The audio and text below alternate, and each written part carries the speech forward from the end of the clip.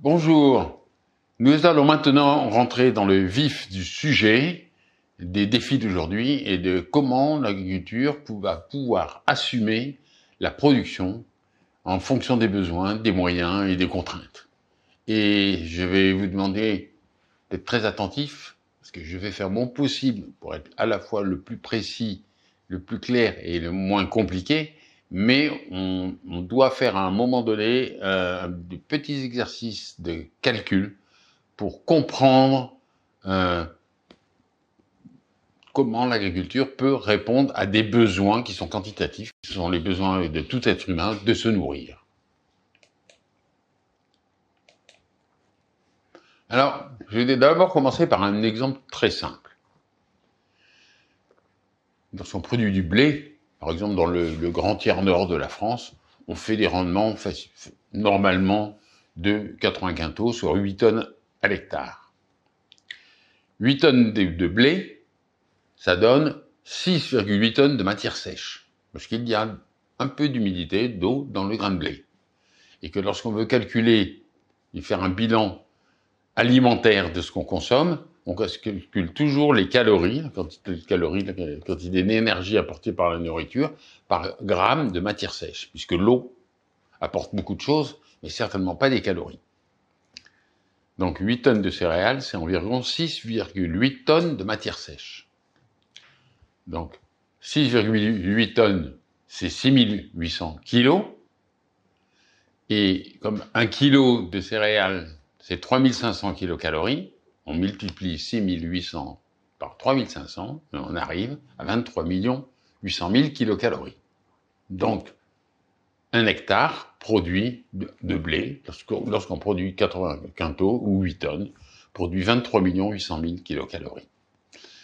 Alors là, il y a un calcul à l'envers qu'on va faire qui est très simple. On prend 23 800 000 calories. On va diviser par 365 parce qu'il y a 365 jours par an. Ça fait la quantité par jour. Et on va diviser par 2300. J'ai pris le 2300. C'est la quantité de calories dont on a besoin, nous, tous les jours. Pas difficile. 23 800 000 divisé par 365 et redivisé par 2300. Et ça donne 28,3. Soit le nombre de personnes que pourrait nourrir un hectare avec 8 tonnes de céréales. On est d'accord, hein? J'espère que vous m'avez bien suivi, parce que ça veut dire qu'avec 1 million d'hectares, on nourrit 28 millions de personnes. Et si on passe à des rendements plus faibles, qui ressemblent plus au rendement de la moitié sud de la France, et qu'on passe à 5 tonnes à l'hectare, je fais le même calcul, ça fait 4,4 tonnes de matière sèche, je remultiplie par 3500, je suis à 15 400 000 kilocalories, et je fais ma division par 365 et 2300, et j'arrive à 18,3 personnes. Ce qui est d'ailleurs assez étonnant, parce que ça représente exactement la référence de 0,15 hectares pour nourrir une personne, qui était dans la présentation précédente, ce qu'on envisageait pour l'année 2050. Et on se dit, ah oui, mais si c'est 100, alors, on peut nourrir beaucoup de monde. 28 millions de personnes avec un seul million d'hectares, mais la France, c'est 28 millions d'hectares agricoles. Il y a une petite condition là, c'est qu'ils mangent que du blé, qu'ils soient que végétariens et qu'ils ne mangent que du blé. Donc, vous voyez qu'il va falloir maintenant qu'on élargisse notre raisonnement. On va premièrement, on observe que toute forme de production agricole peut être ramenée en équivalent céréal. C'est-à-dire, en gros, quelle que soit la production agricole, on va faire un équivalent céréal. On peut, qu'on fasse des pommes de terre, des tomates, des carottes, même des fruits, on peut ramener tout en calories, en estimant que l'équilibre alimentaire qui pourrait avoir toutes les vitamines, c'est autre chose, mais que globalement, quantitativement, on doit calculer en calories et donc en équivalent céréales. Et ça permet d'évaluer l'autonomie agricole d'une région en estimant son niveau calorique minimum. En fait, on constate que C'est ça le facteur essentiel. Ensuite, avoir toutes les vitamines qu'il faut, ben, ça consiste juste à savoir équilibrer dans l'ensemble du système les céréales, les fruits, les légumes, etc. Alors, autre exemple, 3,5 tonnes de colza, hein, ce qui est en gros le rendement du colza aussi dans les mêmes régions que je vous ai parlé pour le blé. Ça veut dire 2,9 tonnes de matière sèche, et soit 18 millions de kilocalories. C'est-à-dire environ l'équivalent de 6 tonnes de céréales. 3,5 tonnes de colza, en calories, c'est environ 6 tonnes de céréales. Donc vous voyez pourquoi il faut tout ramener en équivalent céréales. Pourquoi le colza est-il si énergétique? Ben parce que le colza, c'est surtout de l'huile qu'il produit. Et vous l'avez appris, on demande toujours au niveau nutritionnel et diététique, faites attention, mangez pas trop de gras. Ben oui, la matière grasse contient beaucoup plus de calories que les matières céréalières, l'amidon, etc. Et d'ailleurs, dans le cours, j'ai prévu petite synthèse, un moment sur une annexe pour montrer, avoir tous les chiffres et les calculs si vous avez envie de vous amuser à faire des prévisions en fonction de production, de lieu, de région. Mais gardez bien en tête que 3,5 tonnes de colza, c'est environ 6 tonnes d'équivalent céréales, et 20 tonnes de pommes de terre, c'est l'équivalent de 3,5 tonnes d'équivalent céréales. Vous pourrez me dire, 20 tonnes de pommes de terre, c'est seulement 3,5 tonnes de céréales. Et oui, parce que dans les pommes de terre, il y a énormément d'eau. Il y a à peu près 80-85% d'eau. Dans une céréale, c'est l'inverse. Il y a 15% d'eau. Donc une céréale, pour la cuire, pour faire du pain, il faut rajouter de l'eau. Lorsque vous faites des frites, pas besoin de rajouter de l'eau. Il y a déjà suffisamment d'eau dans les pommes de terre. Donc, il suffit de connaître le taux de matière sèche de la production agricole que vous faites. Vous connaissez la valeur calorique de la matière sèche.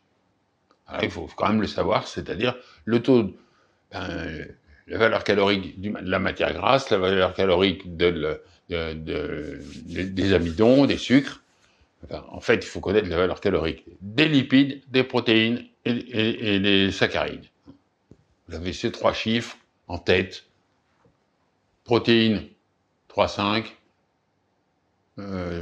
Sucre ou saccharides, 3,6. Lipides, au moins 6. 6,5. Et bien après, vous pouvez faire tous vos calculs. Matière grasse, valeur calorique. Matière grasse, valeur calorique, ça va de 6 même à 9 dans certains cas très précis. Enfin, en niveau alimentaire classique, on est plutôt entre 6 et 7. L'amidon, maximum 4. Et les protéines, maximum 3,6.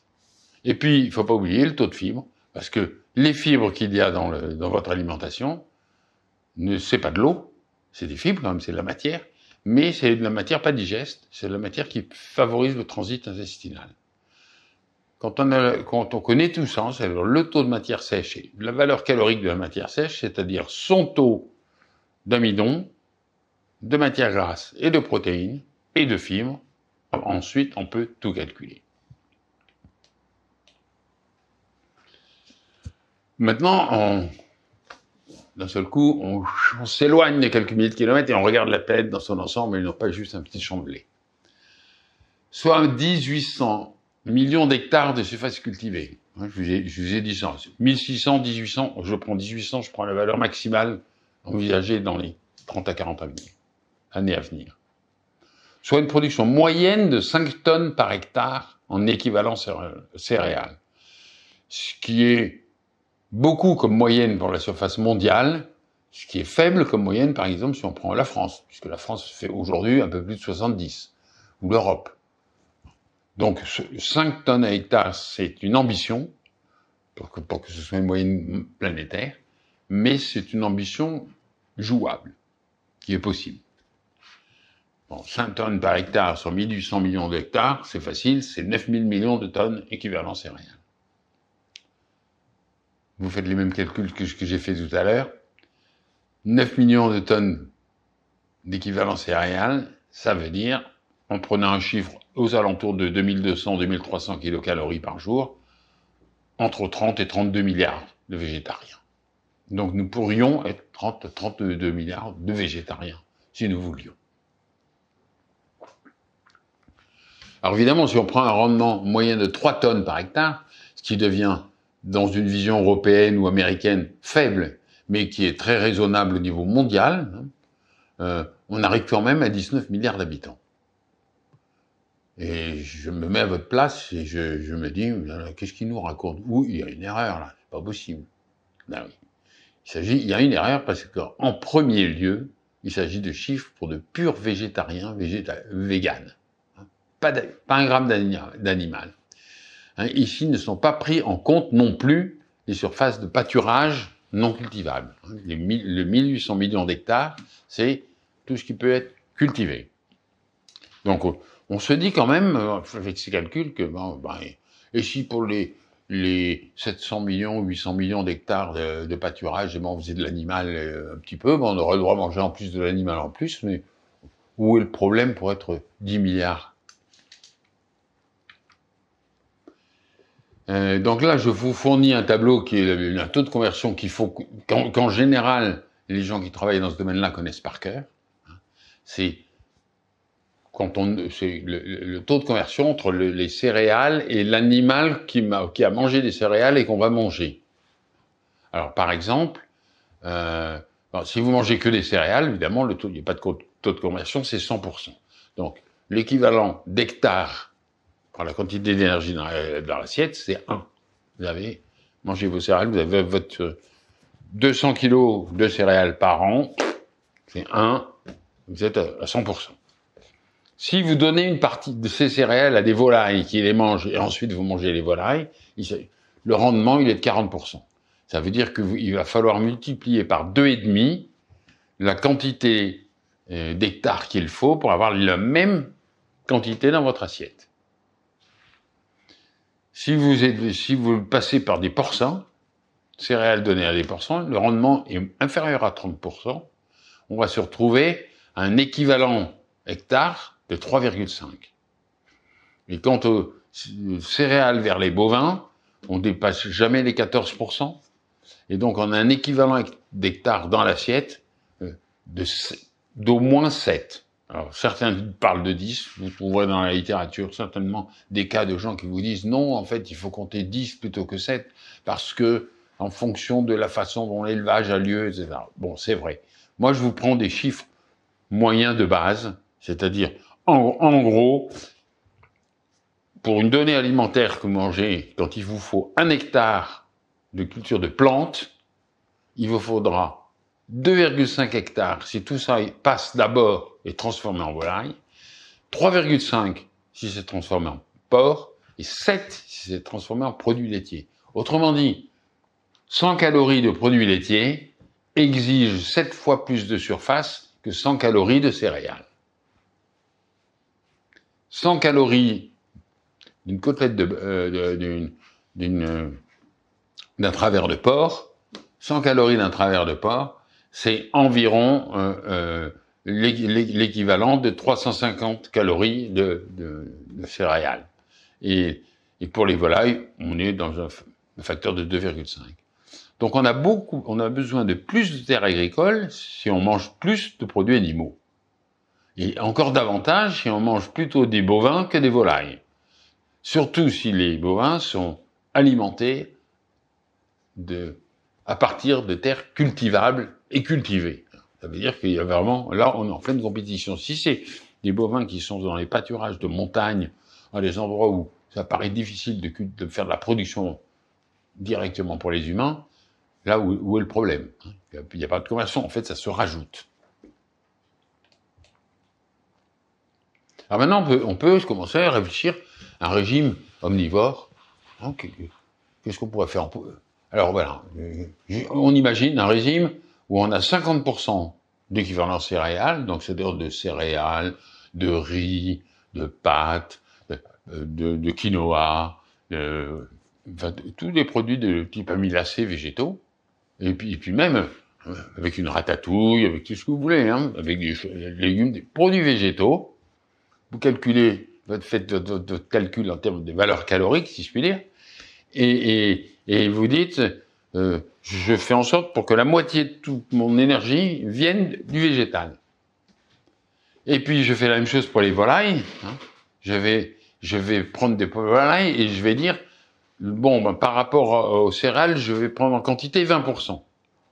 Sauf que si vous prenez en quantité 20%, en termes de quantité de besoin de sol, en fait, ça va revenir exactement à la même quantité que les céréales que vous auriez prises. Et on peut faire ensuite avec le porc, on peut faire le calcul avec les bovins, on peut faire les calculs et faire un calcul total. Donc, si vous avez une alimentation où vous avez 50% de céréales, 20% de volailles, 20% de porc et 10% de bovins, il vous faudra 2,4 fois plus d'hectares que si vous étiez un pur végétalien ou vegan. 2,4 fois plus.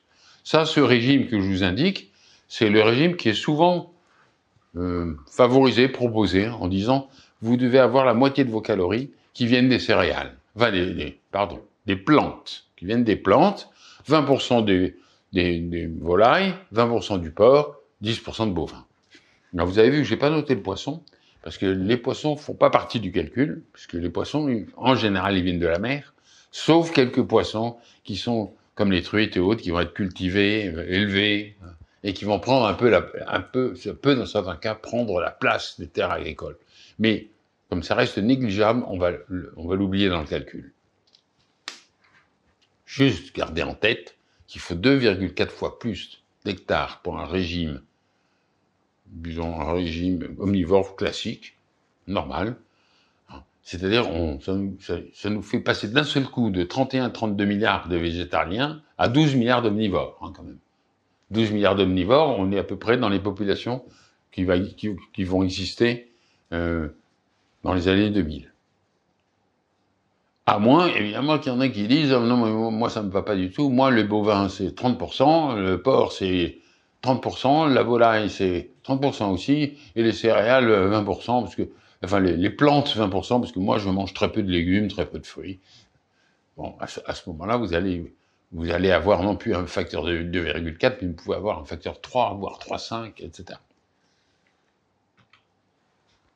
Et donc, il devient facile de calculer les besoins nécessaires selon le régime choisi et la définition des besoins en calories par jour.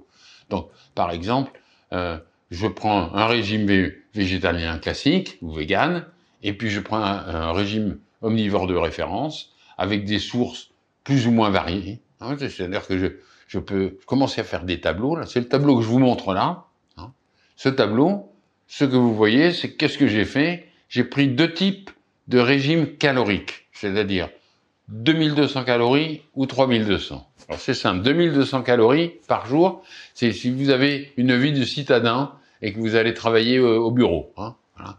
Faites pas beaucoup de sport, hein, juste le minimum, vous êtes en 2000-2200 calories par jour. Par contre, si vous êtes un travailleur de force, vous travaillez dans le bâtiment, vous travaillez dans l'agriculture, vous avez des mouvements, vous êtes très...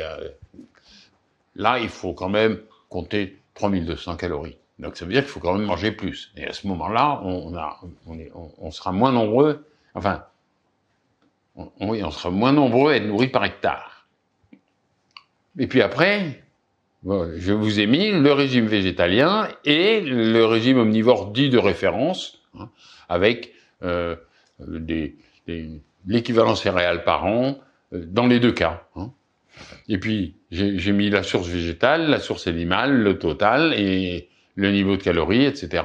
Et vous voyez que quand même, en kilogrammes d'équivalent céréales par an, vous voyez qu'on passe d'un niveau de 200 ou 291 en fonction des besoins, à 582 ou 836.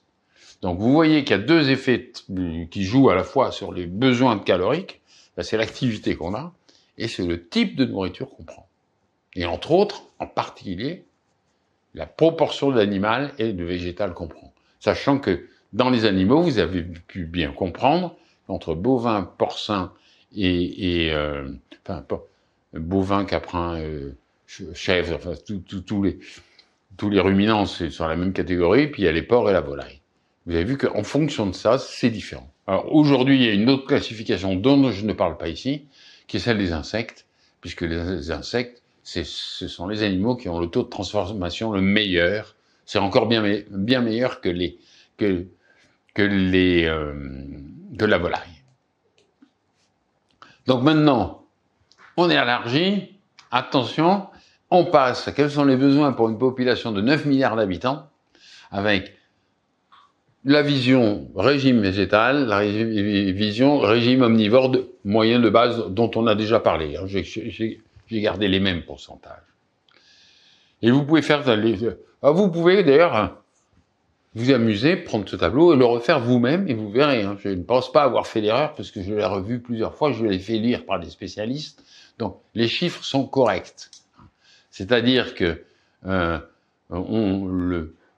en régime végétal, les besoins en tonnes équivalent céréales, c'est 1,8 milliard à 2200 kcal par personne, ou 2,6 milliards, ou bien, évidemment, dans un régime omnivore, 5 milliards de 200 millions et 7 milliards 500 millions.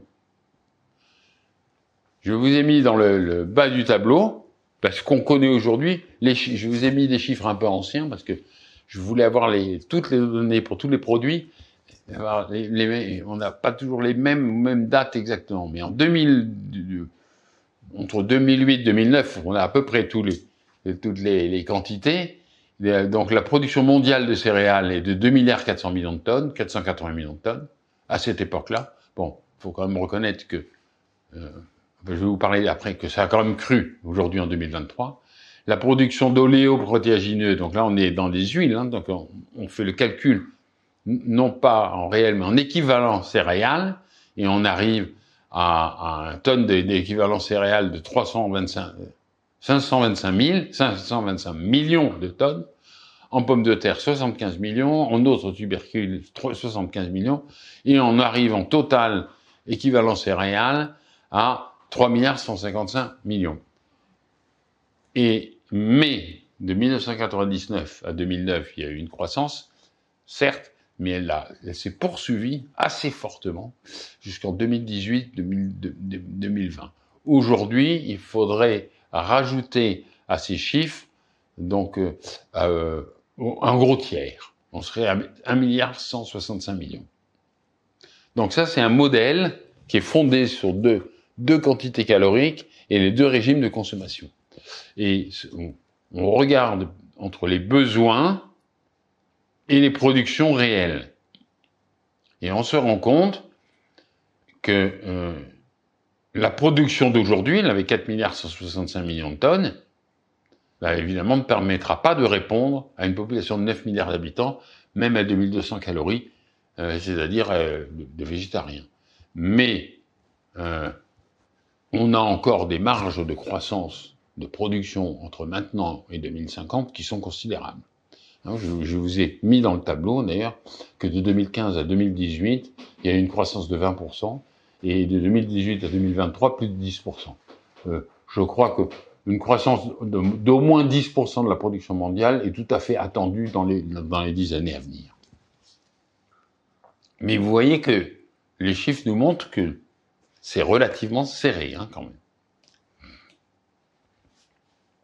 Donc j'ai fait un autre tableau de comparaison des besoins possibles futurs en fonction des productions connues en 2008-2009, sachant qu'il faudrait aujourd'hui tout recalculer à partir de 2023, c'est-à-dire en gros, déjà en 2023, il faudra ajouter 30%. Je fais le calcul en régime végétal, je fais le calcul en régime omnivore. On part des mêmes données, 2200 kcal par jour ou 3200 kcal par jour, sachant que la tendance globale planétaire, c'est qu'il y a une baisse de besoin en kilocalories par personne et par jour, même dans les milieux qui, autrefois, consommaient beaucoup, exigeaient un effort physique important. Les agriculteurs d'aujourd'hui ont beaucoup de machines. Les gens qui travaillent dans les travaux publics aussi. Donc la personne qui a besoin de 3200 kilocalories par jour devient une personne relativement rare et exceptionnelle. d'ici peu, on va se caler sur quelque chose qui sera plutôt entre 2000 et 2500. C'est important à savoir, parce que les besoins caloriques, en fait, par personne, baissent. Et ça, c'est lié, entre autres, au fait qu'on consomme plus de pétrole aussi, et que le pétrole remplace beaucoup de choses. Donc, on se rend compte que pour arriver à avoir 9 milliards d'omnivores moyens à forte consommation de caloriques, il faudrait, par rapport à 2008-2009, avoir une croissance de 139%, sachant que 66% est déjà atteint en 2023. 139 paraît difficile. Donc ça veut dire que vouloir avoir une alimentation qui reste très carnassière, omnivore, très carnassière, avec 9 milliards d'habitants, ça pourrait être difficile. Alors j'ai fait la synthèse dessous. 3 milliards, par exemple, on pourrait avoir 3 milliards de gens qui ont des besoins relativement faibles, c'est de l'ordre de 2200, et omnivores, et 6 milliards qui auraient des niveaux encore plus faibles, et végétaliens, ce qui fait dire 1,8 milliard. Et on arriverait à un total équivalent de 4,310 milliards, c'est-à-dire tout à fait accessible. D'un seul coup, ça devient tout à fait accessible. On peut ensuite faire d'autres calculs. Hein. Vous voyez que j'ai pris après, j'ai supposé 3 milliards en besoins limités, c'est-à-dire quand je dis limité, c'est le niveau de base, hein. Mais adapté, c'est d'ailleurs quoi. On est entre 2200 et 3200. Et on se rend compte qu'en jouant sur ces niveaux-là, en jouant sur le nombre de personnes adaptées, on peut arriver à avoir un besoin en total équivalent céréales qui fonctionne par rapport aux besoins globaux planétaires. Ça, c'est déjà la première chose qu'il fallait savoir. En fait, on devrait pouvoir s'en sortir.